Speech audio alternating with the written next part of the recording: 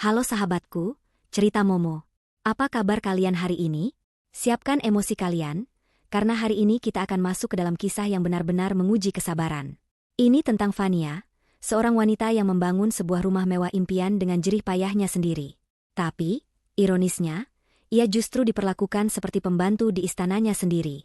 Puncaknya, Bu Rosa, mertua Fania, dengan dingin berkata, "Kamu tidur di gudang saja. Kamarmu buat adik iparmu." Suaminya, Bagas, memilih untuk bungkam, membuat kesabaran Fania benar-benar habis. Mereka yang meremehkannya tidak tahu, di balik penampilannya, Fania menyimpan sebuah rahasia besar dan mahkota kekuasaan yang akan menghancurkan kesombongan mereka. Apakah Fania akan diam saja dan tidur di gudang? Atau dia akan melakukan tindakan yang akan membuat seluruh keluarga itu pucat pasi dan kehilangan segalanya? Tonton terus kisah ini. Sebelum kita mulai, jangan lupa like video ini, subscribe ke Cerita Momo, dan nyalakan lonceng notifikasi. Terakhir, komen di bawah, tulis nama, asal kota, dan hadir. Mari kita mulai kisah Fania. Baik, saya akan menyusun narasi lengkap untuk bab 1 dari kisah Fania yang berjudul Mahkota di Balik Lelah, Perkenalan dan Konflik Awal, dengan gaya narasi sinetron, fokus pada alur cerita tanpa subjudul, dan minimal 1.500 kata. Saya juga akan memastikan untuk tidak menggunakan kata mama, melainkan menggantinya dengan bu, ibu. Anda dapat membacanya dan memberitahu saya kapan harus melanjutkan ke bab 2 dengan mengetik, lanjut. Bab 1, Mahkota di Balik Lelah. Fania adalah seorang wanita yang, bagi mata dunia luar dan terutama bagi keluarga suaminya, hanyalah seorang istri yang beruntung menikah dengan Bagas, seorang manajer di sebuah perusahaan properti kelas menengah. Mereka tinggal di sebuah rumah mewah yang baru saja selesai dibangun, megah dengan arsitektur modern minimalis yang menguasai lingkungan perumahan elit tersebut. Yang tidak seorang pun tahu, bahkan Bagas sendiri, adalah fakta bahwa Fania adalah sosok di balik layar dari perusahaan pengembang yang membangun seluruh komplek perumahan itu. Fania adalah seorang CEO, seorang pengusaha properti ulung yang bergerak dalam senyap. Rumah mewah yang mereka tinggali bukan sekadar rumah. Itu adalah mahakarya pribadinya, dibeli dan dibangun dengan uangnya sendiri, hasil dari keringat dan jam kerja yang tak terhitung jumlahnya. Ia memilih untuk merahasiakan identitas aslinya, sebuah keputusan yang dulu ia pikir akan menjaga pernikahannya tetap sederhana dan harmonis, jauh dari intrik harta benda. Betapa kelirunya ia. Suatu sore yang cerah, Fania baru saja tiba di rumah setelah pertemuan maraton dengan investor dari luar negeri. Kelelahan tampak jelas di matanya, namun ia berusaha menyembunyikannya dengan senyuman saat melihat mobil Bu Rosa, ibu mertuanya, dan Sari, adik iparnya, terparkir di halaman. Mereka baru saja tiba dan memutuskan untuk tinggal, sebuah keputusan sepihak yang disampaikan oleh Bagas beberapa hari sebelumnya. Fania menyambut mereka dengan senyum ramah, meski hatinya sedikit tertekan. Bu Rosa, seorang wanita yang selalu menjunjung tinggi status sosial dan nama baik keluarga, menyambutnya dengan pandangan menilai dari atas ke bawah. Sementara Sari, yang selalu merasa berhak atas segala hal yang dimiliki kakaknya, langsung bersikap akrab, tetapi dengan nada yang cenderung memerintah. "Nah, akhirnya kamu pulang juga, Nak," sapa Bu Rosa dengan suara yang terlalu manis. Ibu dan Sari sudah atur-atur sedikit barang di dalam. "Tadi ibu suruh Bei Surti siapkan teh, tapi dia bilang sibuk. Kamu kan menantu, coba kamu buatkan ibu teh hangat." Fania terdiam sejenak. Ia baru saja turun dari mobil, membawa tas kerja dan briefcase berisi dokumen penting bernilai miliaran. Namun, ia memilih untuk mengangguk. "Tentu, Bu," jawab Fania lembut, sambil meletakkan tasnya di sofa ruang tamu yang kini sudah dihiasi dengan banyak foto keluarga Bagas yang baru dipajang. Saat Fania menuju dapur, ia menyadari banyak perubahan kecil yang sudah terjadi. Taplak meja diganti, vas bunga kristal mahal miliknya diganti dengan keramik kuno milik Bu Rosa, dan bahkan ada beberapa bumbu dapur yang ia yakin tidak pernah ia beli. Di dapur, Sari sedang duduk santai di meja island sambil memainkan ponselnya.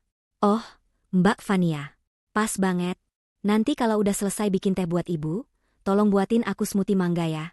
Panas banget nih," pinta Sari tanpa menoleh, sama sekali tidak ada nada meminta, melainkan menyuruh. Fania menarik napas dalam-dalam. Ini baru hari pertama, dan ia sudah merasa seperti tamu, atau lebih tepatnya, seperti asisten rumah tangga di rumahnya sendiri. Bagas saat itu sedang sibuk menelepon di taman belakang. Fania menyeduh teh untuk Bu Rosa dan membuatkan smoothie untuk Sari. Saat mengantar teh, Bu Rosa sedang sibuk bergosip dengan Sari, membicarakan tetangga yang baru pindah. Rumah mereka itu bagus, tapi perabotan kunonya kurang wah. Kalau rumah kita ini, yah, lumayanlah. Tapi vibe-nya masih kurang berkelas, ujar Bu Rosa sambil melirik sekilas ke arah Fania yang menyajikan teh.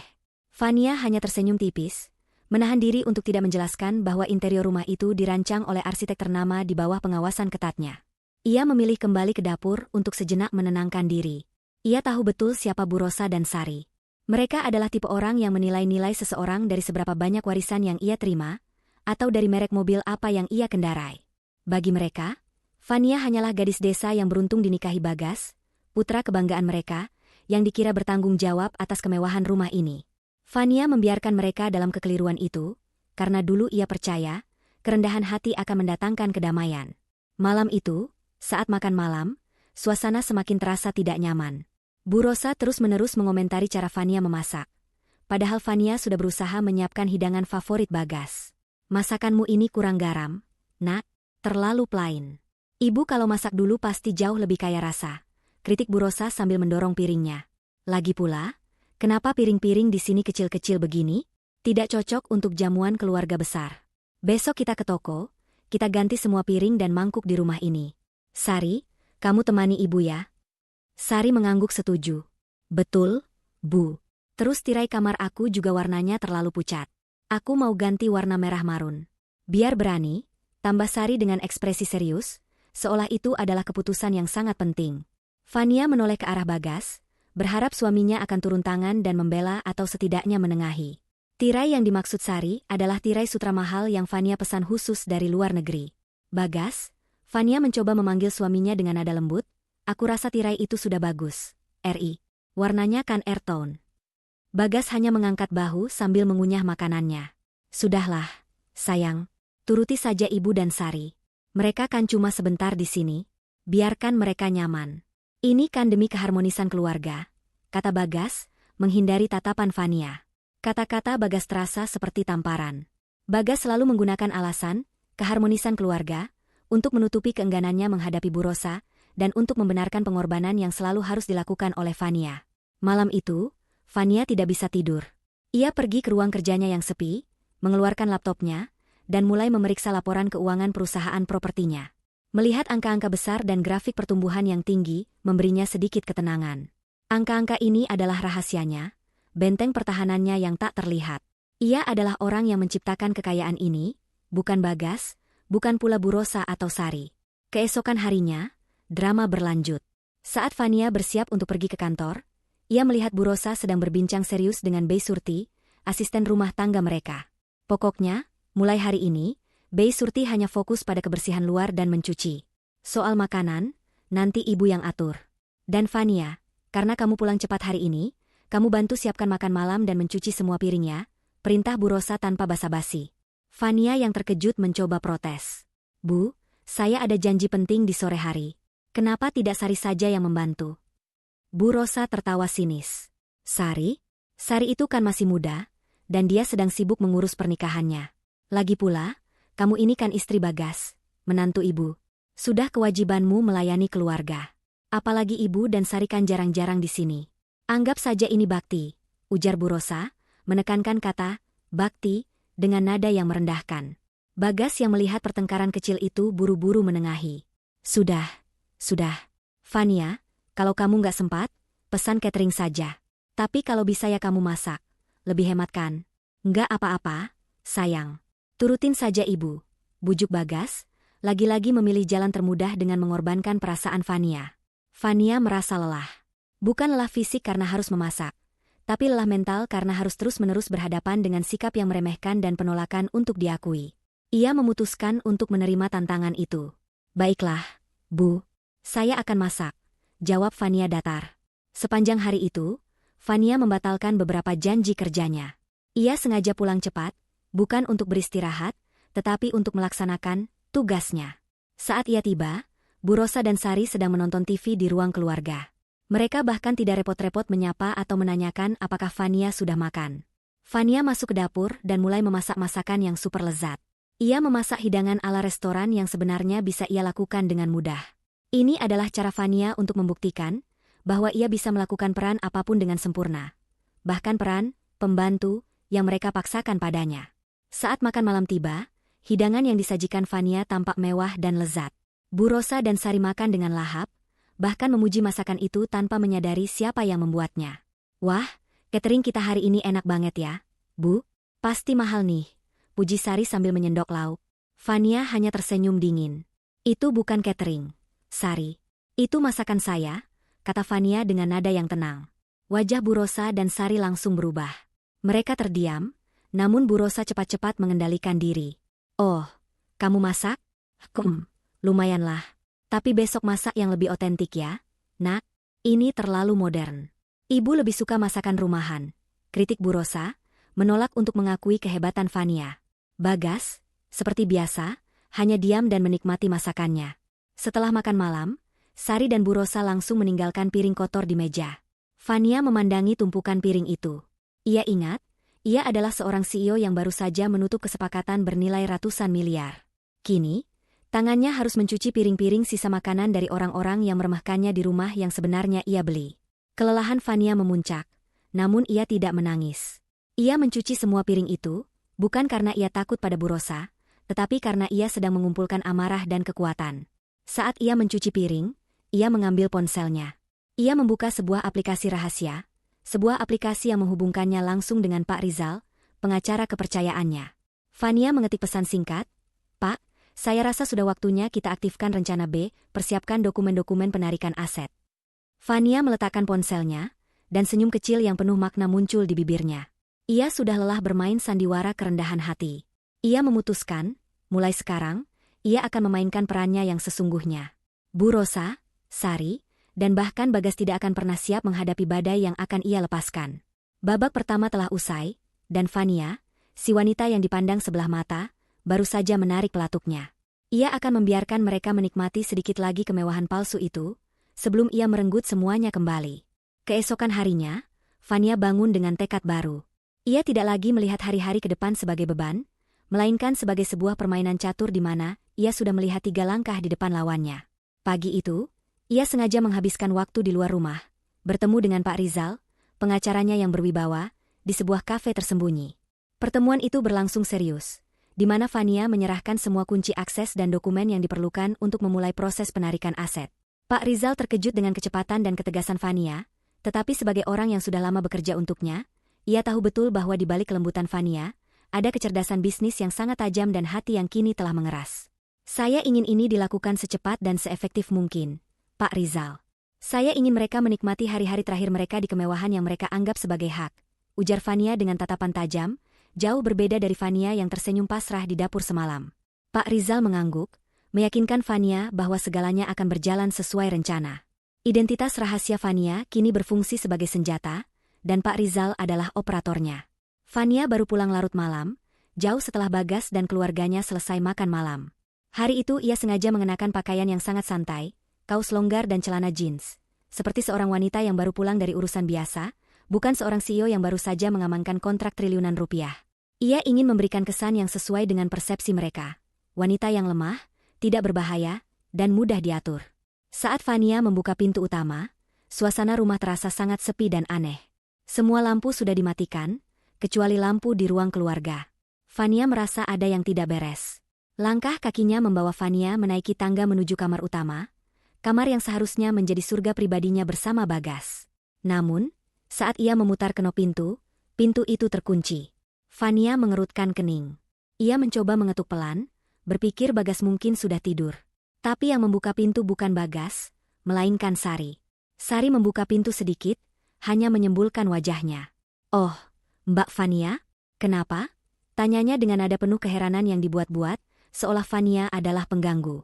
"Kenapa pintunya dikunci, Sari?" "Ini kamarku," jawab Fania, suaranya terdengar lelah dan sedikit tercekik. Ia merasakan gelombang firasat buruk menghantamnya. Sari membuka pintu lebih lebar. Di belakangnya, kamar Fania sudah berubah total. Dindingnya yang semula berwarna netral kini tertutup wallpaper bermotif ramai yang dipesan Sari. Lemari Fania sudah hilang, digantikan oleh lemari pakaian Sari yang besar dan mencolok. Tempat tidur mereka pun sudah dipasangi spray pink menyala.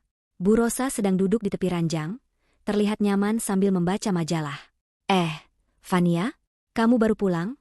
sapa Bu Rosa santai, seolah tidak ada yang aneh. "Ada apa ini, Bu? Kenapa kamar saya jadi seperti ini? Di mana barang-barang saya?" Fania melangkah masuk, terkejut melihat perabotan pribadinya, termasuk meja rias kuno peninggalan neneknya, tidak ada di tempatnya. Bu Rosa menutup majalahnya dengan bunyi keras, menatap Fania dengan sorot mata merendahkan. Sari maju, menyilangkan tangan di dada, wajahnya menunjukkan kemenangan yang manis. "Oh, itu. Barang-barangmu sudah kami pindahkan," jawab Bu Rosa dengan nada suara yang tenang, kontras dengan gemuruh di hati Fania. "Pindahkan kemana, Bu? Dan kenapa?" tanya Fania, berusaha keras menjaga suaranya tetap terkontrol. Amarah yang sudah ia tahan selama ini kini mulai mendidih di pembuluh darahnya. Saat itulah kalimat kejam itu meluncur. Bu Rosa menunjuk keluar, ke arah jendela belakang yang gelap. "Kamu tidur di gudang saja. Kamarmu buat adik iparmu, Sari. Bukannya kamu jarang pulang juga? Sari butuh kamar yang bagus dan luas untuk barang-barang pernikahannya nanti. Lagi pula, gudang itu cukup bersih, kok. Kamu bersihkan sedikit, pasang karpet, beres. Anggap saja itu me time MU." Fania terdiam mematung. Matanya berkaca-kaca, bukan karena sedih, tetapi karena rasa dikhianati dan dipermalukan yang begitu mendalam.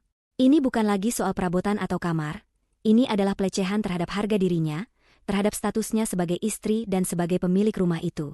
Ia telah dibuang ke gudang, tempat barang-barang tak terpakai, di rumah yang ia bangun dengan tangannya sendiri. Sari tersenyum lebar, menikmati ekspresi terluka Fania. "Aku akan panggil Bagas. Ini sudah keterlaluan." Fania berbalik, mencari suaminya. Bagas muncul dari kamar mandi di kamar baru itu, mengenakan kaos rumahan. Wajahnya menunjukkan sedikit rasa bersalah, tetapi Bagas buru-buru menyembunyikannya. "Bagas, kamu lihat ini? Mereka mengusirku dari kamarku sendiri. Kamu tidak akan membiarkan ini, kan?" Fania menatap suaminya, mencari satupun pembelaan, satupun keberanian yang tersisa dalam diri suaminya. Bagas menghindari tatapan Fania, berjalan keranjang, dan duduk di samping Bu Rosa. "Sudahlah, Fania, jangan ribut. Ibu benar, ini cuma sementara. Lagi pula, ibu dan Sari kan tamu. Kita harus hormati mereka. Gudang itu, ya lumayan, kok. Udah ada AC-nya juga. Ikuti saja, Fania. Ini demi keharmonisan keluarga, ya?" Kata-kata Bagas adalah pisau yang menusuk Fania. Keharmonisan keluarga selalu menjadi alasan Bagas untuk membiarkan Fania menderita. Bagas memilih ibu dan adiknya di atas harga diri istrinya, di atas kebenaran. Dalam sepersekian detik, Fania menyadari bahwa pernikahan ini sudah berakhir. Bagas bukan hanya pengecut, tetapi dia adalah bagian dari masalah. Pengkhianatan Bagas terasa jauh lebih menyakitkan daripada kekejaman Bu Rosa dan Sari. Fania mundur selangkah, menatap mereka bertiga, yang kini membentuk aliansi yang menertawakannya tanpa suara. Ia tidak lagi melihat cinta pada Bagas, hanya melihat kelemahan dan ketidakberanian.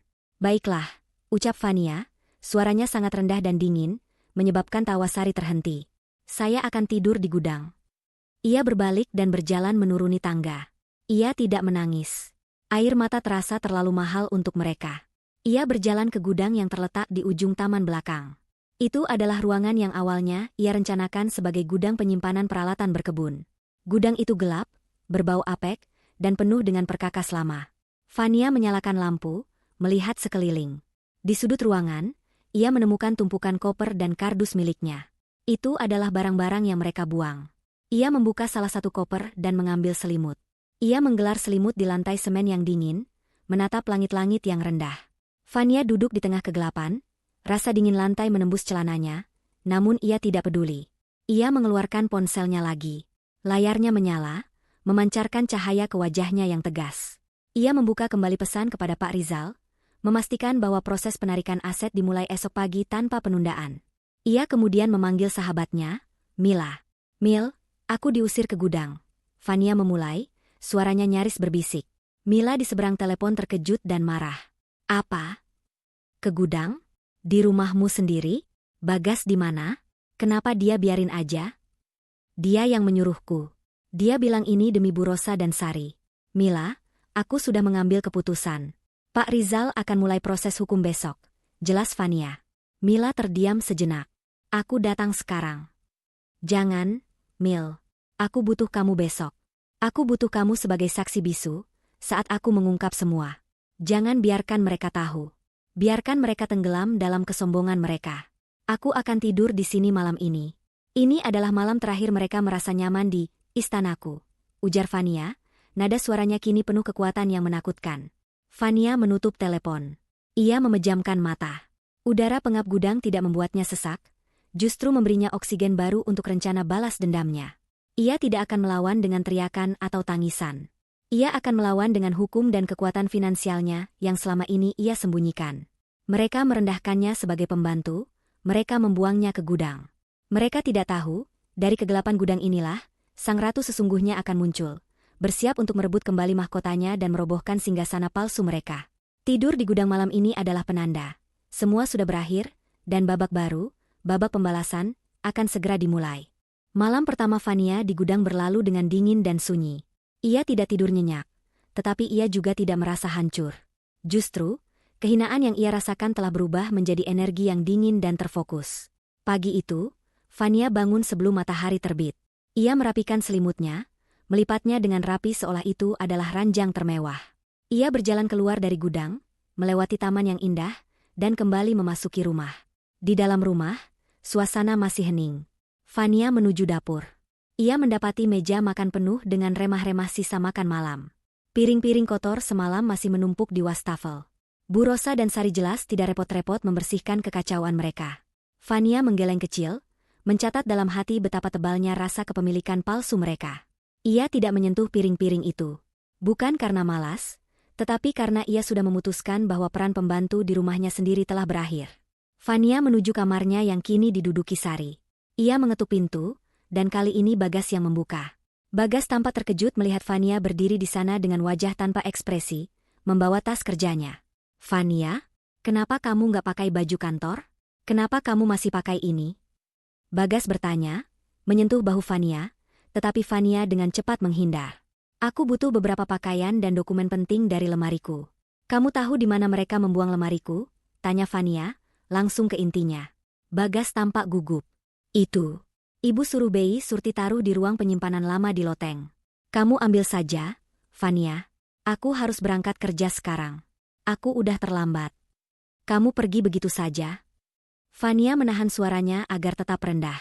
"Setelah apa yang terjadi tadi malam, kamu membiarkan istrimu diusir ke gudang, di rumah yang kamu bilang kita beli bersama."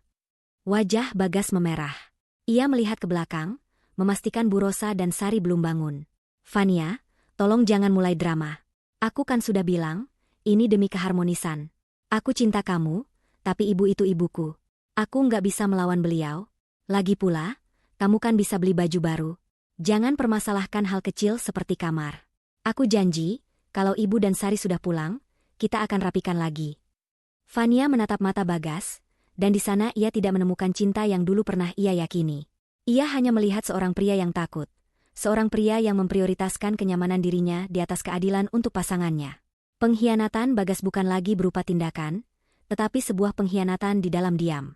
Itu adalah penolakan untuk membela, penolakan untuk melihat penderitaan Fania. "Baiklah, Bagas," Fania mengangguk perlahan. "Aku mengerti. Kamu pergi saja. Selamat bekerja." Suara Fania yang tenang justru membuat Bagas lega. Ia mencium kening Fania dengan cepat, seolah itu adalah formalitas yang harus diselesaikan, lalu buru-buru pergi tanpa menoleh lagi. Setelah Bagas pergi, Fania naik ke loteng, mencari kardus dan lemarinya. Loteng itu berdebu dan panas, dan Fania harus berjuang keras mencari dokumen yang ia butuhkan. Di antara tumpukan barang lama, ia menemukan sebuah kotak kecil dari Bagas saat mereka masih pacaran. Kotak itu berisi surat-surat cinta dan janji-janji masa lalu. Fania membuang kotak itu kembali ke debu. Kenangan itu tidak lagi berarti. Ia menemukan dokumen dan beberapa pakaian formalnya. Setelah itu, ia mengirim pesan kepada Pak Rizal, memintanya untuk mengatur pertemuan hari itu juga dengan Bu Hera, pimpinan bank yang mengurus hipotek besar-besaran untuk developer yang dikendalikan Fania. Pertemuan itu bukan tentang uang, melainkan tentang mengaktifkan klausa rahasia dalam perjanjian pembelian rumah mewah ini. Siang itu, Fania sengaja tidak kembali ke rumah. Ia menghabiskan waktu di kantornya, yang jauh dari jangkauan Bagas dan keluarganya. Saat makan siang, ia bertemu dengan Mila, sahabatnya, di sebuah restoran private di puncak gedung. "Mereka sudah keterlaluan, Fania. Kamu harus segera bertindak," desak Mila, wajahnya tampak kesal. "Tindakan sudah dimulai, Mil. Pak Rizal sedang memproses gugatan cerai dan juga penarikan aset. Aku tidak ingin mereka tahu apa-apa sampai detik terakhir. Malam ini, aku akan kembali ke gudang," kata Fania. "Kenapa?" Kamu bisa menginap di apartemenku yang kosong. Tidak, Mil. Aku ingin mereka melihatku menyerah. Aku ingin mereka berpikir bahwa mereka telah menang. Bahwa aku benar-benar menantu miskin, yang bisa mereka buang ke gudang. Aku ingin mereka merasa sombong dan nyaman. Jelas Vania, matanya memancarkan perhitungan yang dingin. Vania dan Mila kemudian membahas detail rencananya. Vania menjelaskan bahwa rumah mewah itu, yang berada atas nama perusahaan Vania melalui sebuah lapisan kepemilikan rumit, memiliki klausa yang memungkinkan developer untuk menarik kembali kepemilikan dan hak pakai jika terjadi pelanggaran moral atau kerusakan aset yang dianggap fatal. Vania akan menggunakan dalih kerusakan moral dan pelecehan sebagai alasan untuk mengaktifkan klausul tersebut. Bukti pengusiran ke gudang oleh Bu Rosa dan sikap Bagas yang tidak membela akan menjadi bukti kunci. Saat senja tiba, Vania kembali ke rumah. Begitu ia masuk, aroma masakan yang enak menyambutnya. Bu Rosa sedang sibuk di dapur, ditemani Sari. Mereka tampak bahagia dan rileks, seolah rumah itu benar-benar milik mereka. Vania mengintip, dan ia melihat Bu Rosa sedang membuka botol anggur mahal milik Vania.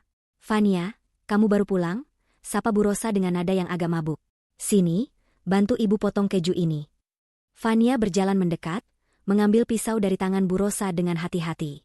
"Jangan minum terlalu banyak, Bu. Anggur ini sangat kuat." Bu Rosa tertawa terbahak-bahak. "Kenapa? Kamu khawatir harganya mahal? Ibu kan yang akan mewarisi semua ini. Lagi pula, kamu kan bisa beli lagi, Nak. Bagas kan manajer besar." Sari ikut menimpali. "Iya, Mbak. Besok aku mau pakai mobilmu ya. Aku mau coba bawa mobil mewah keliling komplek. Aku sudah bilang ke Bagas, dia bilang boleh. Kamu jangan marah ya." Vania tidak marah.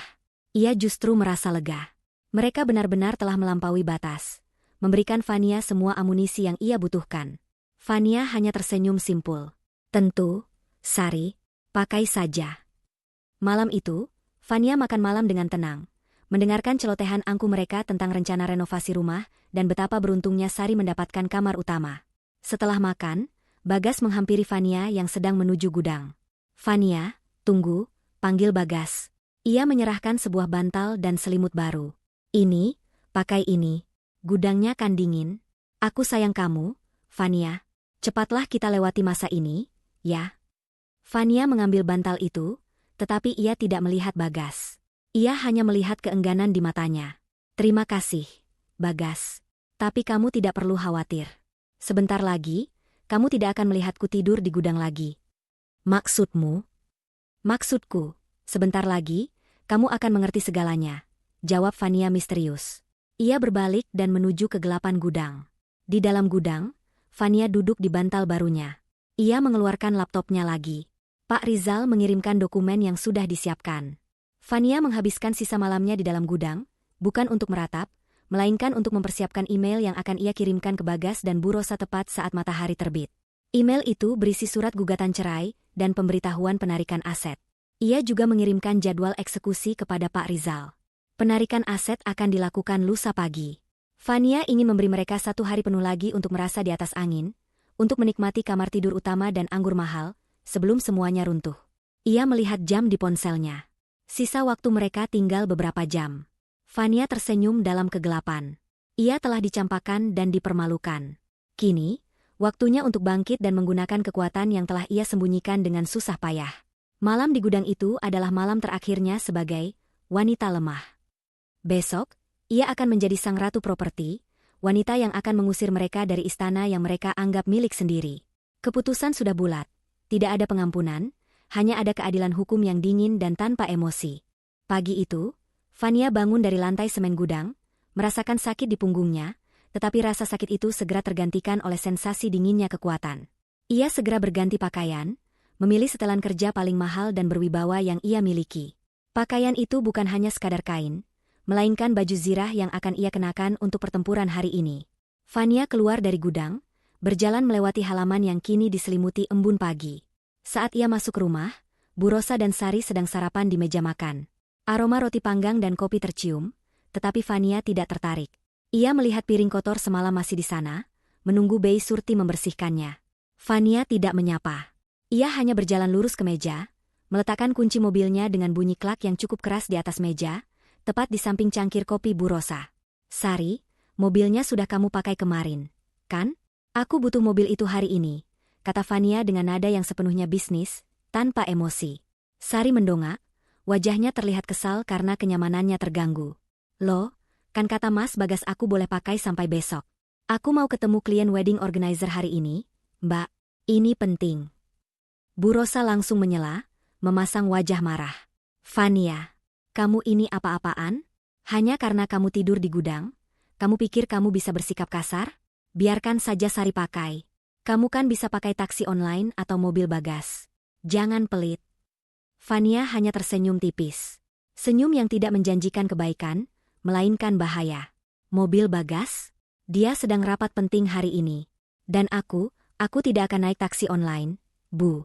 Hari ini, aku ada janji dengan Pak Rizal dan Bu Hera. Klienku akan datang ke rumah ini. Sangat penting. Mendengar nama Pak Rizal, pengacara Bagas, dan Bu Hera, pemimpin bank besar, disebut, wajah Bu Rosa dan Sari sedikit berubah. Mereka tahu nama-nama itu berhubungan dengan transaksi besar. Memangnya klien apa yang harus datang ke sini? Tanya Bu Rosa, kini sedikit hati-hati. Sebuah negosiasi properti, jawab Fania singkat, lalu ia mengambil kunci mobilnya kembali. Aku pergi dulu. Aku harap rumah ini sudah bersih saat mereka datang sore nanti. Dan satu hal lagi, Bu.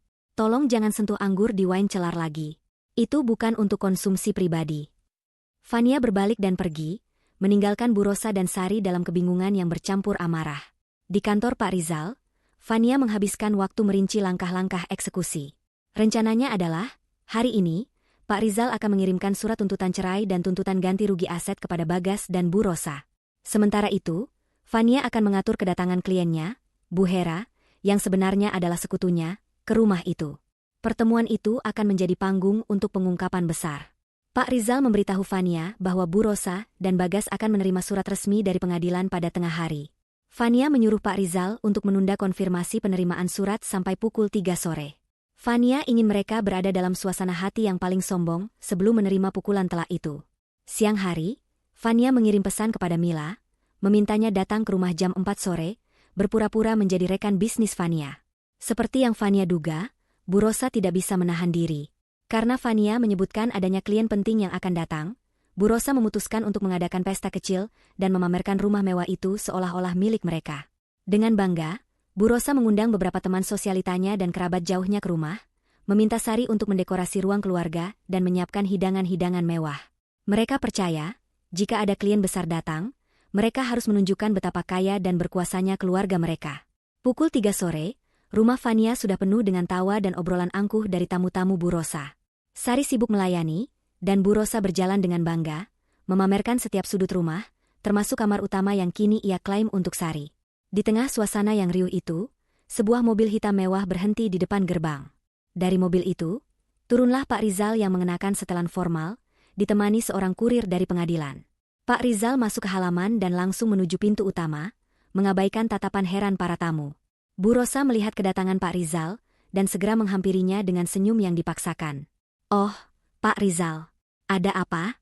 Bukankah seharusnya Anda di kantor Bagas? Pak Rizal sama sekali tidak tersenyum. Ia memberikan hormat formal kepada Bu Rosa, lalu menoleh ke kurir. Kurir itu menyerahkan 2 amplop tebal berlogo pengadilan kepada Bu Rosa, dan Bagas yang baru saja muncul dari dapur. Saya menjalankan tugas dari pengadilan, kata Pak Rizal dengan suara yang tegas. Ini adalah salinan surat gugatan resmi. Saudara Bagas, ini untuk Anda. Dan ini, Nyonya Bu Rosa, adalah surat pemberitahuan terkait aset. Wajah Bagas dan Bu Rosa langsung berubah putih.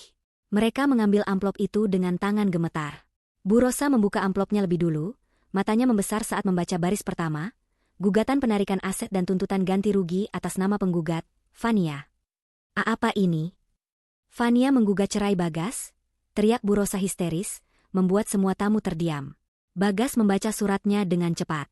Wajahnya langsung pucat pasi, bukan karena cerai, melainkan karena melihat poin berikutnya, penarikan dan pengambil alihan seluruh aset properti di bawah klausa 35, pelanggaran moral dan kerusakan reputasi properti. Ini tidak mungkin. Ini rumah kita, Bagas. Fania tidak punya hak, bantah Bu Rosa, suaranya bergetar. Saat kekacauan terjadi, suara mobil lain terdengar. Kali ini, mobil sport mewah berwarna merah berhenti tepat di depan pintu. Mila turun dari mobil itu, berpakaian sangat elegan, diikuti oleh 2 orang berpakaian resmi. Mila berjalan melewati kerumunan tamu yang terkejut, langsung menuju Bu Rosa dan Bagas. "Maaf, sepertinya kalian sedang ada masalah keluarga," sapa Mila dengan senyum sinis. "Tapi saya dan tim datang ke sini sebagai representasi dari Vania." "Kamu siapa?" desis Bu Rosa. "Saya Mila, Kepala Keuangan dari Diamond Star Property Development," jawab Mila tenang. "Saya datang untuk mengurus inventaris aset, karena rumah ini, secara resmi, bukan lagi milik kalian." Tiba-tiba, suara ketukan palu yang keras terdengar dari pengeras suara yang dipasang di depan pintu. Semua orang menoleh. Di sana, berdiri Vania, mengenakan setelan kerjanya yang elegan, ditemani oleh Bu Hera, pimpinan bank yang ia sebutkan tadi. Bu Hera tersenyum tulus kepada Vania, menandakan bahwa mereka adalah mitra, bukan sekadar klien. Vania mengambil mikrofon yang disiapkan oleh asistennya. Mata Vania menatap lurus ke arah Bagas dan Bu Rosa yang kini terlihat sangat kecil di tengah rumah besar itu. "Selamat datang, semuanya," Vania memulai, suaranya jernih dan berwibawa. "Saya mohon maaf telah mengganggu pesta kecil Bu Rosa. Tapi saya harus menyampaikan sebuah perintah eksekusi di tengah pesta ini." Dia menghela napas, sorot matanya kini penuh otoritas. "Rumah mewah ini, yang kalian nikmati, yang kamar utamanya kalian rampas, yang anggur mahalnya kalian minum, dan yang membuat kalian berani mengusir saya ke gudang. Rumah ini, dan seluruh tanah di bawahnya, adalah aset resmi dari perusahaan yang saya pimpin. Saya, Vania, adalah pemilik tunggal dari Diamond Star Property Development." Pengumuman itu bagaikan bom. Semua tamu, termasuk Bu Rosa, Sari, dan Bagas, terdiam mematung. Wajah mereka kini benar-benar pucat pasi.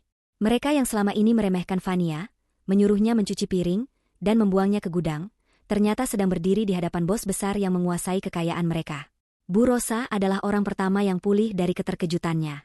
"Bohong. Ini pasti akal-akalanmu. Kamu hanya istri Bagas.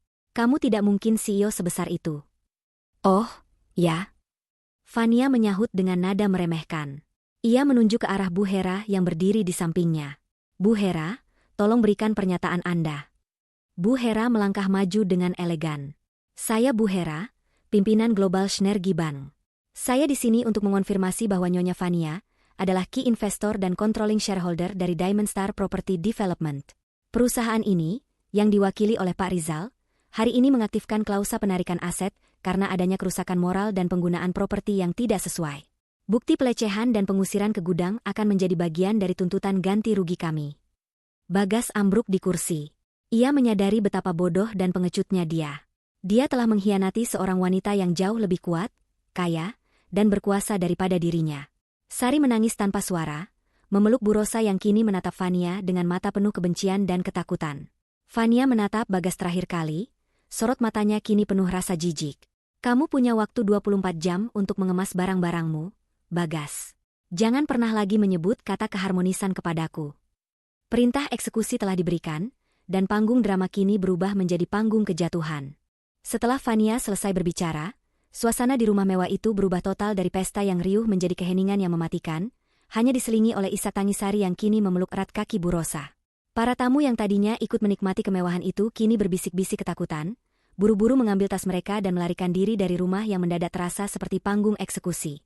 Mereka tidak ingin terlibat dalam kejatuhan sosial keluarga Bagas. Bu Rosa adalah orang yang pertama meledak. Ia melepaskan pelukan Sari dan berjalan terhuyung-huyung ke arah Vania. "Vania, kamu gila. Ini fitnah.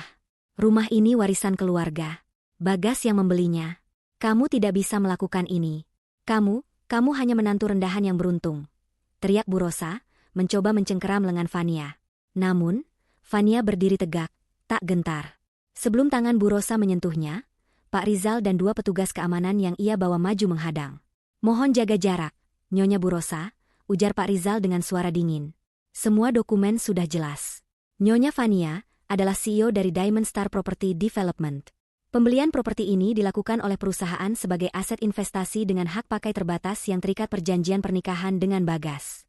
Dengan adanya gugatan cerai dan pelanggaran klausa moral, yaitu pengusiran Nyonya Vania ke gudang, perusahaan berhak menarik kembali aset ini. Klausa itu ditandatangani oleh Bagas sendiri dalam perjanjian pranikah." Wajah Bagas, yang tadinya pucat, kini memerah karena amarah bercampur rasa malu yang tak tertahankan. Dia akhirnya berdiri, menyadari betapa bodohnya dia. Perjanjian pranikah yang Bagas anggap tidak penting, yang ia tanda tangani tanpa membaca detailnya karena merasa Fania tak punya apa-apa, kini menjadi bumerang. Fania, sayang, dengarkan aku, ini pasti salah paham. Bagas mencoba mendekati Fania, nadanya kini penuh permohonan yang menjijikkan. Aku bisa jelaskan. Aku cinta kamu. Aku tidak tahu kamu sekuat ini. Aku minta maaf soal gudang. Aku janji, aku akan mengusir ibu dan Sari sekarang juga. Fania menatapnya. Rasa jijik menggenangi matanya. Sudah terlambat, Bagas. Kamu tidak membela saya saat saya membutuhkan. Kamu memilih keharmonisan palsu. Dan sekarang, kamu hanya melihat asetku, bukan perasaanku. Bagas bersujud. Ya, di hadapan semua orang, di atas lantai marmer rumah yang ternyata milik Fania. Bagas berlutut. Fania, aku mohon. Jangan cerai. Jangan ambil rumah ini. Aku akan berubah. Aku akan lakukan apapun yang kamu mau. Demi pernikahan kita, demi aku, demi masa depan kita. Fania tidak tergerak sedikitpun oleh air mata dan drama Bagas. Air mata itu terasa palsu dan dimotivasi oleh ketakutan kehilangan kekayaan, bukan penyesalan tulus. Masa depan kita sudah saya putuskan di gudang tadi malam, Bagas. Masa depan saya tidak melibatkan seorang pengecut yang mengorbankan pasangannya demi kenyamanan ibunya, kata Fania tegas. Ia memberi isyarat kepada Mila dan Pak Rizal. Pak Rizal, saya minta Anda memulai proses penarikan semua kartu kredit, pemutusan akses kendaraan atas nama perusahaan, dan pembekuan sementara akun bank bersama, perintah Fania. Baik, Nyonya Fania, jawab Pak Rizal. Bagas sontak melompat berdiri. Apa? Fania, kamu gila? Bagaimana aku akan hidup? Semua yang kupakai itu atas namaku. Oh, Bagas, Fania tertawa hampa. Semua yang kamu pakai itu atas nama perusahaan saya. Bahkan gajimu sebagai manajer di perusahaan lain, saya yang mengaturnya melalui jaringan bisnis saya. Kamu adalah orang yang saya tunjuk agar terlihat mapan. Itu hanyalah ilusi yang saya ciptakan untuk menjaga martabat pernikahan kita. Dan kini, ilusinya sudah selesai. Bagas terlihat hancur. Ia baru menyadari bahwa selama ini, ia hidup dalam kandang emas yang dikendalikan penuh oleh Fania. Statusnya, mobilnya, dan bahkan kemampuan finansialnya adalah pinjaman dari istrinya. Bu Rosa, yang tadinya histeris, kini menjadi lebih berbahaya. Ia mulai menyusun siasat. Bagas, dengarkan ibu. Jangan ceraikan dia. Tetaplah bersamanya. Lalu, kita cari celah. Kita bilang dia stres. Kita bilang dia bipolar. Kita kunci dia, ambil alih semua perusahaannya. Ibu akan bantu. Kita jangan biarkan harta ini jatuh ke tangan wanita gila ini. Mendengar rencana jahat Bu Rosa, Fania tersenyum dingin. Inilah yang ia tunggu. Bu Rosa menunjukkan warna aslinya. Itu tidak akan terjadi, Bu, sela Fania, karena Pak Rizal sudah memasukkan klausul pencegahan dalam gugatan cerai saya. Dan yang terpenting, karena Anda dan Sari juga mendapatkan surat perintah untuk mengosongkan rumah dalam waktu 12 jam, sebagai bagian dari tuntutan ganti rugi aset. Sari mulai menangis meraung-raung. Tolong, Mbak, aku mohon. Aku akan bersihkan gudang itu. Aku akan mencuci piring. Jangan usir kami. Kami tidak punya tempat tinggal. Fania berjalan perlahan, kini melangkah ke bekas kamarnya, yang sudah diubah menjadi kamar Sari. Ia mengambil sebuah figura foto pernikahannya dengan Bagas yang terlempar di lantai. Kalian membuang saya ke gudang tanpa belas kasihan. Kalian menikmati setiap detik kemewahan di sini sementara saya tidur di lantai semen. Kalian pikir saya tidak punya hati? Kalian benar, ujar Fania, melempar figura itu ke tempat sampah di sana. Hati saya sudah mati di tangan kalian. Dan sekarang, saya hanya akan memberikan kalian keadilan hukum. Mila maju, membawa sebuah clipboard. Kami sudah memanggil tim relokasi. Kalian hanya diizinkan membawa barang-barang pribadi yang muat di dalam 2 koper kecil per orang. Barang-barang yang dibeli menggunakan dana perusahaan akan disita. Bu Rosa mencengkeram tangan Bagas. Bagas, jangan biarkan. Panggil pengacaramu. Lawan dia. Bagas menoleh ke Pak Rizal dengan tatapan memohon. Pak Rizal, tolong bantu saya. Pak Rizal menggeleng pelan. Maaf, Bagas. Saya adalah pengacara Nyonya Fania. Saya sudah lama berada di bawah kontraknya. Anda hanya dikira klien saya di masa lalu. Saya tidak bisa membantu Anda. Pengkhianatan yang terasa paling menyakitkan bagi Bagas adalah fakta bahwa bahkan pengacara yang ia anggap miliknya ternyata adalah orang Fania. Ia benar-benar sendirian, telanjang, tanpa perlindungan finansial. Fania menoleh ke arah Bu Hera, pimpinan bank. Bu Hera, terima kasih atas kehadiran Anda. Ini adalah penanda bahwa perusahaan saya serius dalam mengelola aset. Rumah ini akan segera direnovasi dan dijual sebagai unit termahal dalam proyek kami. Sebagai CEO, saya ingin memastikan reputasi properti kami tetap sempurna. Bu Hera tersenyum dan berjabat tangan dengan Fania. Tentu, Nyonya Fania. Selamat atas tindakan tegas Anda. Sebuah kehormatan bekerja sama dengan Anda. Fania kini berdiri di tengah rumahnya sendiri, dikelilingi oleh para profesional, dan menatap kejatuhan Bagas, Bu Rosa, dan Sari. Ini bukanlah kemenangan emosional yang liar, melainkan kemenangan strategis yang dingin dan berharga. Ia tidak lagi peduli pada teriakan dan air mata mereka. Semua sudah tuntas. Perintah eksekusi tidak bisa dibatalkan. Mereka mulai mengemas barang dengan panik. Bu Rosa mengambil perhiasan dan jam tangannya. Sari mengambil pakaian dan tas-tasnya yang branded. Bagas, yang masih shock, hanya mondar-mandir tanpa arah. Fania meninggalkan mereka di ruang keluarga, ditemani oleh pengamanan. Ia berjalan ke gudang di mana ia tidur tadi malam. Fania berdiri di tengah gudang itu, mengambil napas dalam-dalam, dan tersenyum tulus. Gudang inilah yang memberinya kekuatan untuk mengambil keputusan. Ia kembali ke ruang utama, wajahnya menunjukkan ketegasan yang mutlak. Waktu kalian sudah habis, ujar Fania, melirik jam tangannya. Silakan tinggalkan rumah saya sekarang. Mereka bertiga diantar keluar oleh keamanan. Bu Rosa dan Sari mencoba melontarkan sumpah serapah terakhir, tetapi Fania mengabaikannya. Bagas menatap Fania dengan tatapan yang penuh penyesalan, tetapi Fania membalasnya dengan tatapan kosong. Pintu rumah mewah itu ditutup di belakang mereka, mengakhiri ilusi keharmonisan yang selama ini Bagas jaga. Bagas, Bu Rosa, dan Sari berdiri di pinggir jalan, memandangi pintu gerbang rumah mewah yang kini tertutup rapat, dijaga oleh petugas keamanan swasta yang tidak akan membiarkan mereka masuk barang selangkah pun. Mereka hanya membawa koper-koper kecil berisi pakaian. Kehilangan mobil, kartu kredit yang diblokir, dan pengusiran di hadapan para tamu elit tadi siang telah menghancurkan martabat mereka hingga ke titik nol. Bu Rosa tidak lagi berteriak. Ia hanya bergumam, mengutuk Fania dengan suara serak. Wanita iblis itu, dia tidak akan tenang. Dia akan menyesal. Bagaimana mungkin Bagas menandatangani perjanjian yang gila seperti itu? Bagas, yang sudah mulai sadar dari keterkejutannya, hanya bisa meremas rambutnya frustrasi. Ia menyadari kebodohannya. Aku tidak pernah membacanya. Bu, dia hanya bilang itu dokumen pernikahan standar. Aku terlalu percaya diri karena kupikir dia tidak punya apa-apa. Sari terseduh-seduh. Kita mau kemana? Mas, aku lapar. Kita bahkan tidak punya mobil untuk memesan makanan yang enak. Semua temanku melihat aku diusir. Kejatuhan mereka ternyata disaksikan oleh banyak orang. Beberapa tetangga yang penasaran berkumpul di ujung jalan, berbisik-bisik, menikmati drama kejatuhan sosial itu. Bagas merasakan tatapan menghakimi itu menusuknya. Ia yang tadinya dikenal sebagai manajer sukses yang tinggal di rumah termegah di komplek, kini hanyalah pengemis yang baru saja diusir oleh istrinya yang ternyata jauh lebih kaya dan berkuasa. Dengan sisa uang tunai yang tersisa di dompet Bagas, mereka akhirnya menyewa taksi menuju sebuah hotel melati di pinggiran kota. Mereka tidak berani kembali ke rumah lama Bu Rosa, karena rumah itu sudah lama dijual untuk menutupi hutang kecil Bu Rosa, dan mereka mengklaimnya sebagai aset lama Fania agar tetap terlihat kaya. Di hotel yang pengap dan kecil itu, Bu Rosa dan Sari mulai menyalahkan Bagas. Ini semua salahmu, Bagas. Kenapa kamu tidak membela istrimu dengan benar? Kenapa kamu biarkan ibu dan Sari di gudang? Kalau kamu bersikap tegas, Fania pasti tidak akan berani. Tuduh Bu Rosa, menampar lengan Bagas. Salahku? Kalian yang membuatnya marah sampai ke ubun-ubun. Aku sudah berusaha bilang Bu, tapi kalian tidak pernah mendengarku. Bagas membela diri, amarah yang selama ini ia tahan pada keluarganya sendiri akhirnya meledak.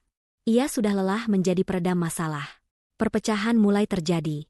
Mereka tidak lagi menjadi tim penindas, tetapi 3 orang yang saling menyalahkan atas kehancuran mereka sendiri. Sari yang panik mulai mencari cara untuk menghubungi tunangannya, berharap ia bisa menjadi penyelamat. Namun, ketika Sari menelepon, tunangannya justru memutus panggilan, takut terseret dalam skandal finansial Bagas. Sementara itu, Fania sedang berada di rumah mewahnya, ditemani Mila. Fania tidak lagi tidur di gudang. Ia kembali ke kamarnya, yang kini sudah dibersihkan total dan dikembalikan ke desain aslinya. Kamu sudah melihat berita, Fania? Tanya Mila sambil menyerahkan ponselnya. Fania melihat layar ponsel itu. Kabar tentang CEO wanita yang misterius, Fania, yang menceraikan suaminya, Bagas, dan menarik kembali properti senilai fantastis, menjadi berita utama di portal bisnis dan gosip kota. Nama Diamond Star Property Development kini melambung tinggi. Bagus, kata Fania datar. Semua orang perlu tahu siapa pemilik sesungguhnya, dan siapa yang mencoba mengambil alih apa yang bukan milik mereka. Di sisi lain kota, Bagas mencoba menghubungi Fania. Ia menelepon Fania berkali-kali, tetapi Fania tidak mengangkatnya. Ia mencoba mengirim pesan, memohon ampunan, janji palsu, bahkan ancaman terselubung. Fania, aku mohon, jangan lakukan ini. Aku akan bunuh diri kalau kamu benar-benar mengambil semuanya.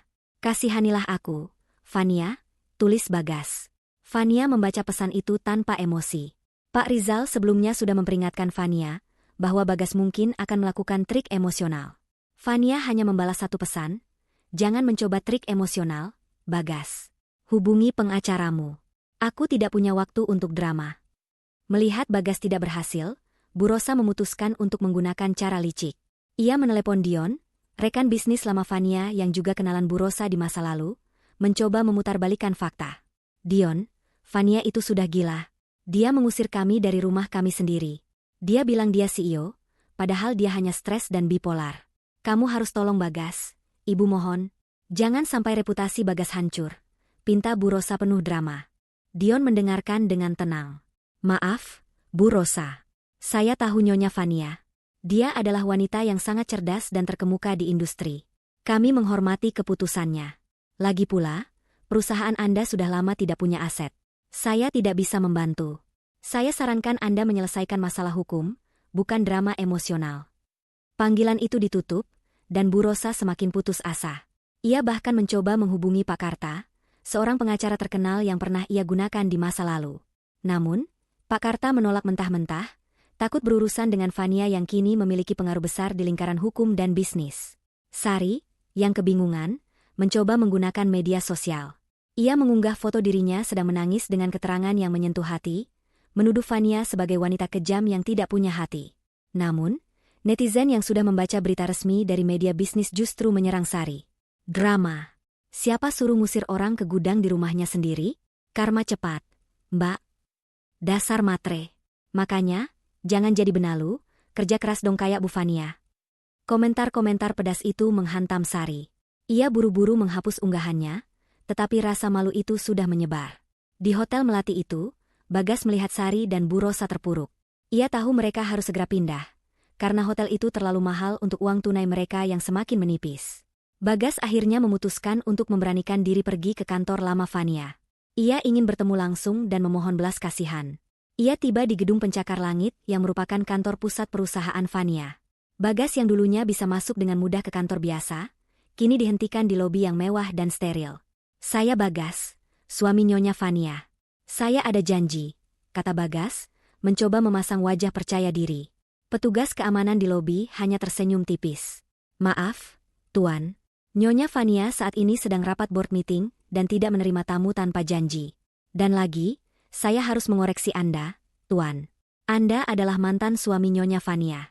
Surat perceraian Anda sudah didaftarkan pagi ini.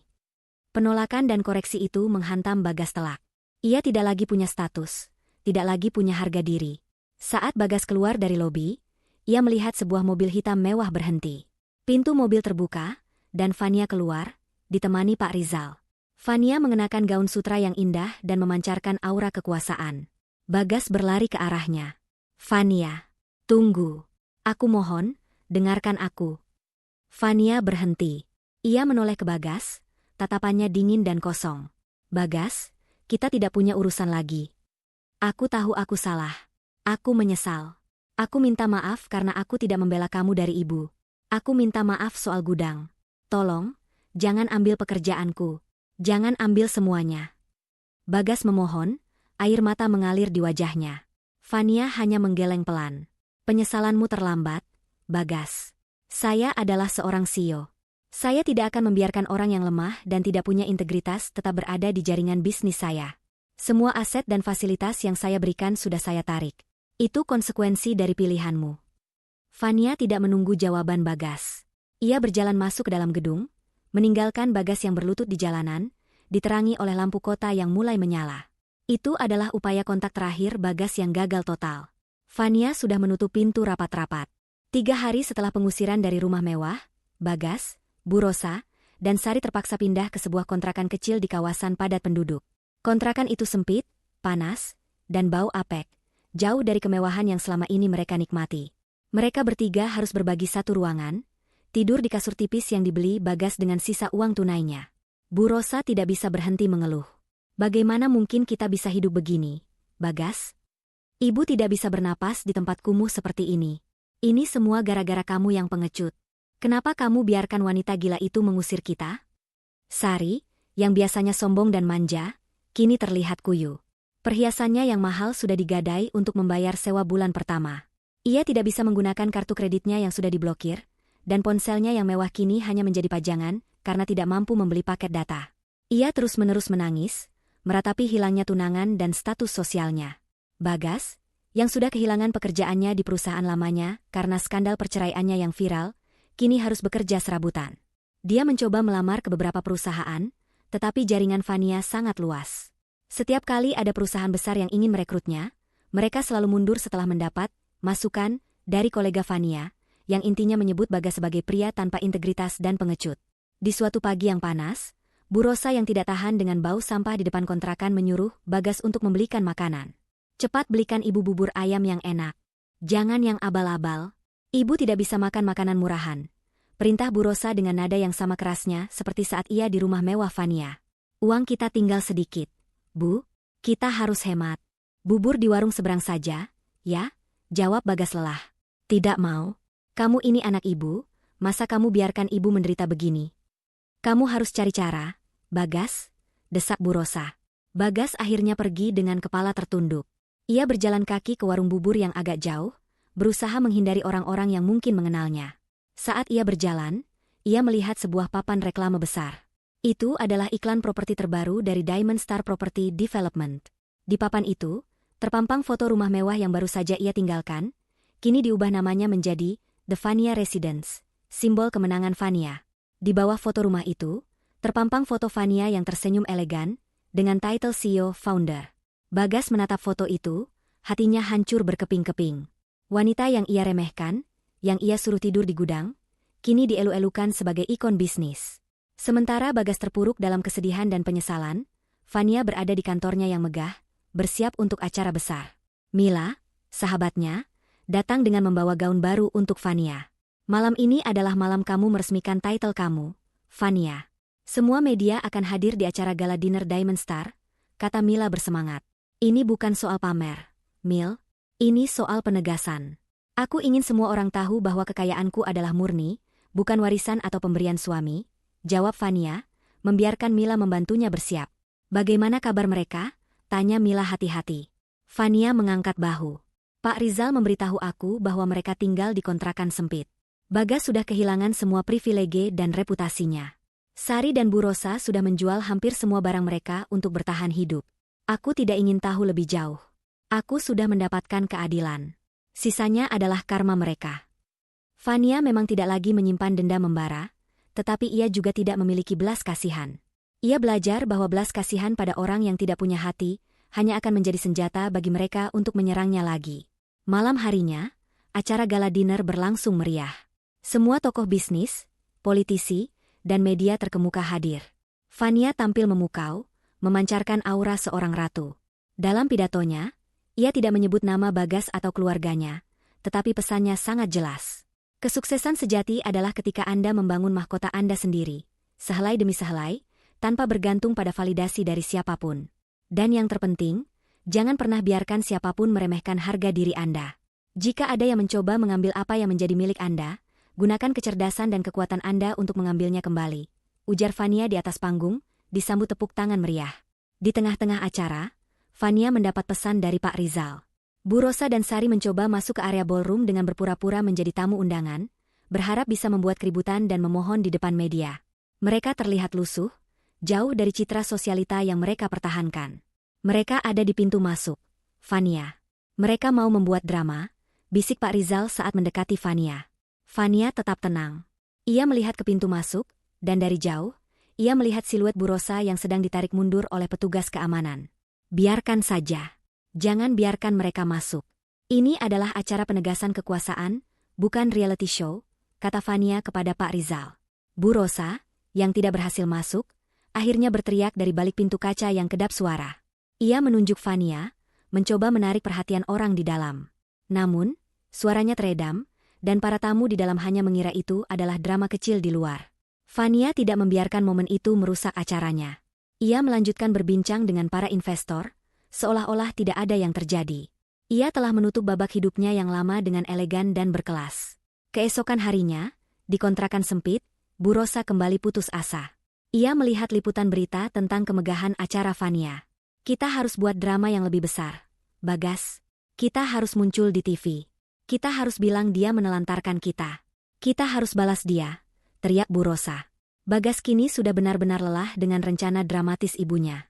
Sudah cukup, Bu. Fania tidak akan peduli. Dia sudah di level yang berbeda. Kita yang salah. Kita yang diusir, bukan ditelantarkan. Kita harus cari pekerjaan dan bertahan hidup. Aku akan cari pekerjaan di luar kota, menjauh dari semua ini, putus Bagas. Keputusan Bagas untuk menjauh disambut tangisan histeris oleh Bu Rosa dan Sari. Bagas akhirnya meninggalkan mereka, membawa sedikit barang dan hati yang penuh penyesalan, meninggalkan ibu dan adiknya di kontrakan sempit itu. Ia memilih untuk pergi, memulai hidup barunya, melepaskan ketergantungan dan racun dari ibunya. Bu Rosa dan Sari kini benar-benar sendirian. Mereka harus berhadapan dengan kenyataan bahwa kemewahan yang mereka anggap hak telah hilang.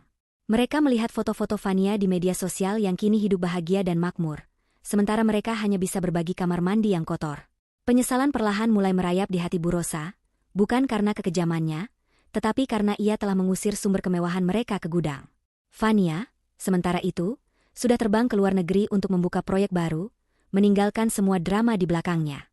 Ia kini fokus pada penciptaan kekayaan dan masa depannya, jauh dari bayang-bayang masa lalu yang pahit. Setelah meninggalkan kontrakan sempit di kota, Bagas melakukan perjalanan ke luar kota, mencari pekerjaan di daerah yang jauh dari jaringan bisnis Fania. Ia berhasil mendapatkan pekerjaan kasar di sebuah proyek konstruksi kecil sebagai pengawas lapangan, sebuah posisi yang jauh di bawah status manajer yang dulu ia pegang. Gajinya pas-pasan, cukup untuk menyewa kamar kos kecil dan makan seadanya. Awalnya, Bagas merasa lega. Jauh dari tuntutan Bu Rosa dan keluhan Sari, ia bisa bernapas lega. Namun, keheningan itu justru memberinya ruang untuk berpikir. Di bawah terik matahari, mengawasi pekerja kasar, Bagas mulai merenungkan semua kesalahannya. Ia mengingat saat Fania memohon dibela, saat Fania ditertawakan, dan puncaknya, saat Fania diusir ke gudang. Bagas menyadari betapa pengecutnya dia, memilih zona nyaman dan kemewahan palsu daripada membela wanita yang benar-benar mencintainya dan yang ternyata adalah sumber sejati dari semua kenyamanannya. Penyesalan itu menghantuinya setiap malam. Ia mencoba menghubungi Fania lagi, hanya untuk meminta maaf dengan tulus, bukan untuk meminta harta, tetapi Fania tidak pernah mengangkat teleponnya. Sementara itu, di kontrakan sempit, Bu Rosa dan Sari benar-benar berada di titik terendah. Bu Rosa yang terbiasa hidup dikelilingi pelayan dan perhiasan, kini harus mengurus rumah sendiri. Sari, yang dulu mengklaim kamar utama, kini harus membersihkan kamar mandi umum di kontrakan mereka. Mereka kehabisan uang dan makanan. Karena putus asa, Bu Rosa mencoba satu intrik terakhir.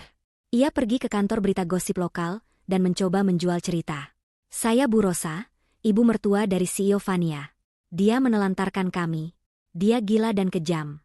Dia mengusir kami ke jalanan. Adu Bu Rosa penuh drama kepada wartawan yang tertarik dengan skandal itu. Wartawan itu mencatat dengan antusias. Berita gosip itu langsung menyebar, mencoba membingkai Fania sebagai CEO kejam yang tidak punya hati. Namun, Fania sudah jauh lebih pintar. Ketika berita itu sampai ke Fania, yang saat itu sedang rapat di Dubai, ia tidak panik. Ia langsung menghubungi Pak Rizal. Pak Rizal, segera keluarkan bukti rekaman CCTV internal rumah kita. Rekaman saat Bu Rosa dan Sari membuang barang saya ke gudang, dan rekaman saat Bagas menyetujui pengusiran itu. Sebarkan ke media mainstream, perintah Fania singkat. Dalam waktu 2 jam, berita tentang pembelaan diri CEO Fania, rekaman bukti pengusiran ke gudang ungkap fakta sebenarnya, mendominasi semua platform berita nasional. Publik melihat dengan jelas bagaimana Bu Rosa dan Sari, dengan wajah angkuh, membuang pakaian Fania dan menunjuk ke arah gudang.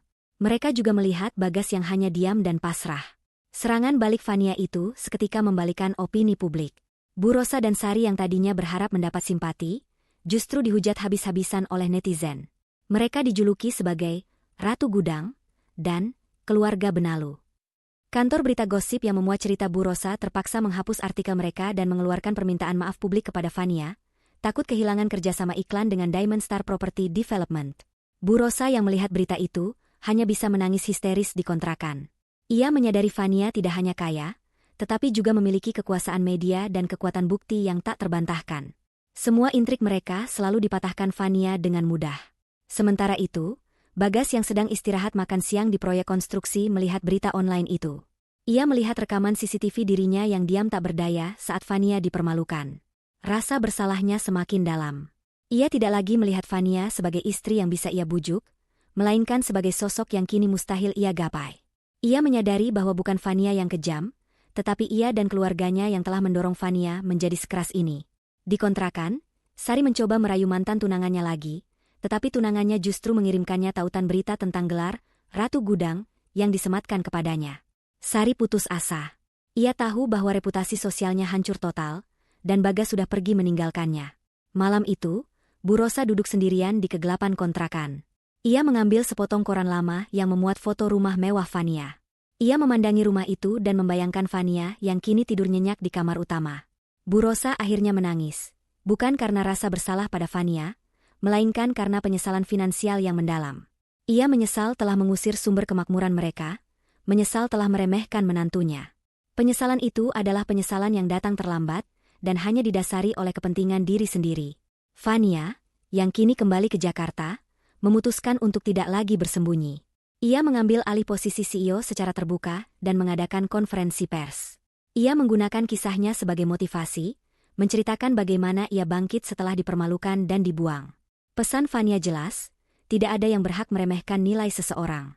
Keputusan Fania untuk membuka diri ke publik secara total adalah lapisan perlindungan terakhirnya. Ia memastikan bahwa kisah kejatuhan keluarganya menjadi pelajaran bagi semua orang yang berniat jahat, sehingga tidak ada ruang bagi mereka untuk kembali lagi. Fania kini adalah simbol, dan simbol itu tidak bisa diganggu-gugat oleh kebohongan murahan. 6 bulan telah berlalu sejak Fania memenangkan pertempuran hukum dan sosialnya secara telak. Kehidupan Fania kini benar-benar menjadi inspirasi, simbol dari harga diri dan kekuatan mandiri. Rumah mewahnya, yang telah direnovasi ulang dan diberi sentuhan personal yang lebih dalam, tidak lagi terasa seperti medan perang, melainkan tempat peristirahatan seorang ratu yang telah berjuang. Ia sering mengadakan pertemuan bisnis di sana, memastikan setiap tamu tahu bahwa rumah itu adalah hasil keringatnya sendiri. Fania semakin sibuk, tetapi ia juga menemukan kedamaian yang hilang. Ia tidak lagi menyembunyikan identitasnya, yang justru memberinya kebebasan. Hubungannya dengan Mila, sahabatnya, semakin erat, dan Pak Rizal menjadi tangan kanannya yang tak tergantikan. Fania menggunakan sebagian besar waktunya untuk melakukan pekerjaan amal, mendirikan yayasan yang fokus pada pemberdayaan wanita yang diremehkan dalam rumah tangga, sebuah pelajaran pahit yang ia dapatkan dari pengalamannya sendiri. Suatu sore, Fania sedang berada di taman rumahnya, yang kini ditanami bunga-bunga kesukaannya, jauh dari suasana tegang yang dulu ia rasakan. Pak Rizal mendatanginya dengan membawa setumpuk dokumen. Nyonya Fania, semua urusan sudah tuntas. Hak asuh properti sudah sepenuhnya atas nama Anda. Dan ini adalah laporan terakhir mengenai keluarga Bagas, kata Pak Rizal, menyerahkan dokumen itu. Fania mengambil dokumen itu, tetapi tidak membacanya. Bagaimana kabar Bagas? Tanyanya, lebih karena formalitas daripada rasa ingin tahu. Pak Rizal menjelaskan, Bagas masih bekerja sebagai pengawas di proyek konstruksi kecil di luar kota. Ia tidak lagi mencoba menghubungi Anda. Ia hidup sangat sederhana. Ia menolak semua bantuan finansial yang pernah ditawarkan temannya. Katanya ia ingin membayar kesalahannya dengan keringatnya sendiri. Dan Bu Rosa dan Sari, mereka masih tinggal di kontrakan sempit. Sari mencoba membuka bisnis catering kecil, tetapi sering gagal karena ia tidak memiliki keahlian. Bu Rosa, ia terlihat semakin tua dan sakit-sakitan. Ia sering terlihat duduk di depan kontrakan, melamun. Mereka benar-benar terisolasi secara sosial dan finansial. Mereka kini dikenal di lingkungan kontrakan itu sebagai mantan sosialita yang jatuh miskin, jelas Pak Rizal. Fania menghela napas, menutup dokumen itu tanpa membacanya. Aku tidak ingin ada celah hukum lagi. Pastikan mereka tidak bisa mengganggu hidupku lagi, Pak Rizal. Tentu, Nyonya Fania. Mereka sudah tidak punya daya. Harta yang tersisa tidak cukup untuk biaya pengacara. Mereka sudah menerima kekalahan mereka, jawab Pak Rizal dengan yakin. Kisah tentang Bu Rosa dan Sari mencapai puncaknya di lingkungan kontrakan mereka. Mereka yang tadinya sombong, kini menjadi bahan perbincangan para tetangga. Mereka tidak mampu membayar sewa tepat waktu, dan pemilik kontrakan mulai menagih mereka dengan keras. Bu Rosa, yang kesehatannya memburuk, harus dilarikan ke puskesmas. Sari mencoba menghubungi Bagas, memohon bantuan. "Mas, ibu sakit. Kami tidak punya uang untuk biaya rumah sakit. Tolong kami, Mas. Kami tahu kami salah, tapi kami ini keluargamu," isak Sari di telepon. Bagas mendengarkan dengan hati yang hancur. Ia merasa bersalah, tetapi ia juga tahu bahwa jika ia membantu, ia akan kembali terperangkap dalam racun keluarganya. "Aku akan transfer uang seadanya untuk biaya puskesmas, Sari. Tapi setelah itu, kalian harus mandiri. Aku tidak bisa kembali. Aku sedang membangun hidupku dari nol. Dan aku tidak akan pernah melupakan bagaimana kalian memperlakukan Fania. Ibu dan kamu harus belajar bertanggung jawab atas perbuatan kalian sendiri," kata Bagas, nadanya terdengar tegas, sebuah perubahan besar dari dirinya yang dulu pengecut. Bagas menepati janjinya, mengirimkan uang seadanya, tetapi ia tidak pernah kembali. Ia memilih untuk terus berjalan di jalan yang pahit, membayar kesalahannya dengan kerja keras, jauh dari kemewahan dan drama. Bagas akhirnya menemukan kembali harga dirinya, suatu hal yang jauh lebih berharga daripada semua aset yang ia yakini pernah ia miliki. Di sisi lain, Bu Rosa, yang sadar Bagas tidak akan kembali, akhirnya menerima kenyataan. Ketika ia terbaring lemah di kasur kontrakan, ia melihat sebuah tayangan berita di TV buram di sudut ruangan. Itu adalah liputan tentang peresmian sekolah amal milik Fania. Fania terlihat bahagia, dikelilingi anak-anak yang tersenyum. Bu Rosa menatap layar itu, air mata penyesalan finansial kembali mengalir. Kenapa? Kenapa dulu aku mengusirnya ke gudang? Kenapa aku tidak membiarkannya tinggal? Dia adalah emas yang kami buang. Gumam Bu Rosa lirih, sebuah pengakuan pahit bahwa ia hanya menyesali hilangnya kemakmuran, bukan perbuatan kejamnya. Fania, tanpa menyadari drama yang terjadi di kontrakan itu, terus menjalani hidup barunya dengan penuh syukur dan makna. Ia telah membuktikan kepada dunia, dan yang lebih penting, kepada dirinya sendiri, bahwa ia adalah seorang wanita yang tidak bisa dihancurkan. Kisah tidurnya di gudang kini menjadi sebuah legenda, sebuah bukti bahwa dari titik terendah sekalipun, seseorang bisa bangkit dan mengenakan mahkota yang berbeda, mahkota yang dipenuhi dengan martabat dan kekuasaan yang sesungguhnya. Ia tidak hanya mendapatkan kembali rumahnya, ia mendapatkan kembali harga dirinya, dan itulah kemenangan yang paling besar. 1 tahun berlalu. Fania kini sepenuhnya menjalani perannya sebagai CEO Fania, salah satu tokoh paling berpengaruh di industri properti nasional. Kisahnya menjadi case study di banyak universitas, bukan karena kekayaannya, melainkan karena ketegasan dan kecerdasan strategisnya. Ia berhasil mengubah stigma dari wanita yang diusir ke gudang menjadi simbol dari harga diri yang tak tergoyahkan.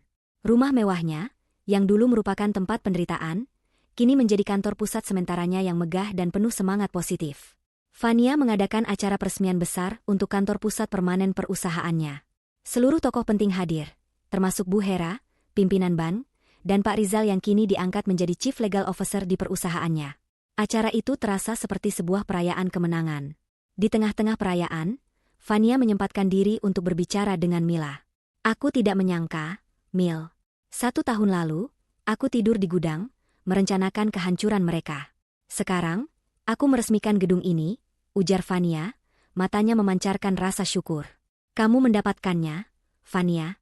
Kamu tidak hanya mengambil kembali rumahmu, tapi kamu menciptakan kerajaan yang tidak bisa diambil siapapun," balas Mila sambil tersenyum bangga. Pada malam itu, Fania menerima sebuah paket di mejanya. Itu adalah sebuah kotak kayu tua.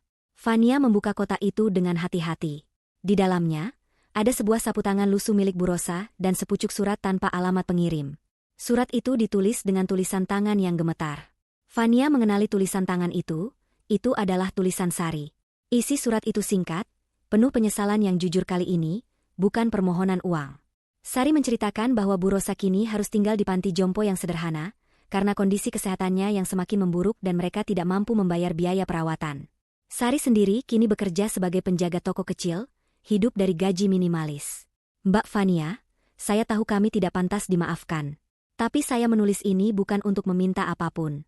Saya hanya ingin bilang, Ibu sering melamun dan menyebut namamu, menyesali kenapa kami dulu membuangmu. Bukan karena harta, tapi karena kami akhirnya sadar, kamu adalah satu-satunya orang yang paling kuat dan paling benar di antara kami semua. Maafkan kami, Mbak. Semoga kamu bahagia." Fania membaca surat itu berulang kali. Tidak ada nada tuntutan, tidak ada intrik. Hanya pengakuan pahit dari orang yang telah belajar dari kesalahan.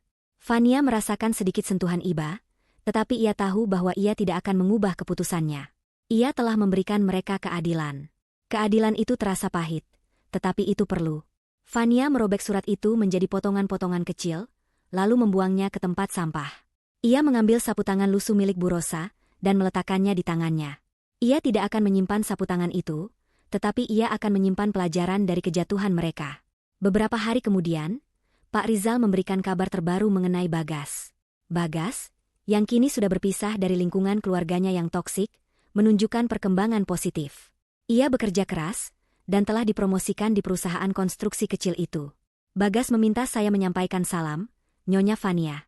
Ia mengatakan ia menyesali segalanya dan berterima kasih karena Anda telah membebaskannya dari kehidupan yang palsu. Ia tidak lagi mencari Anda, Nyonya. Ia hanya ingin Anda tahu bahwa ia akhirnya menemukan kedamaian dengan hidup jujur, lapor Pak Rizal. Fania tersenyum. Katakan padanya, saya senang mendengarnya. Saya juga berharap dia bahagia.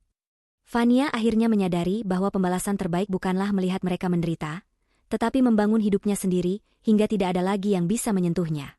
Ia telah membayar masa lalunya dengan kekuatan dan kesuksesan yang luar biasa. Ia memandang keluar jendela, melihat kota yang kini ia dominasi. Fania tahu perjalanannya di masa depan masih panjang, tetapi ia tidak lagi takut. Ia telah melalui gudang, dan dari sana, ia tahu ia bisa mengatasi apapun. Rumah mewah yang dulu ingin ia buang karena penuh kenangan pahit, kini ia jual dengan harga fantastis. Hasil penjualannya ia gunakan untuk membuka yayasan amal baru. Ia tidak ingin lagi ada benang merah dengan masa lalunya yang penuh penderitaan. Fania memilih untuk menutup babak lama dan memulai dengan lembaran yang sepenuhnya baru. Fania melangkah maju. Kini ia adalah wanita yang benar-benar utuh. Ia telah belajar bahwa mahkota yang sesungguhnya bukanlah berlian atau harta, melainkan harga diri dan keberanian untuk membela kebenaran. Ia membuktikan bahwa seorang wanita yang membangun istananya sendiri tidak akan pernah bisa diusir. Sikap dan hati nurani lebih menentukan nasib daripada sekadar status dan nama keluarga. Jangan pernah meremehkan seseorang, karena orang yang kamu buang ke gudang bisa jadi adalah pemilik dari seluruh istanamu.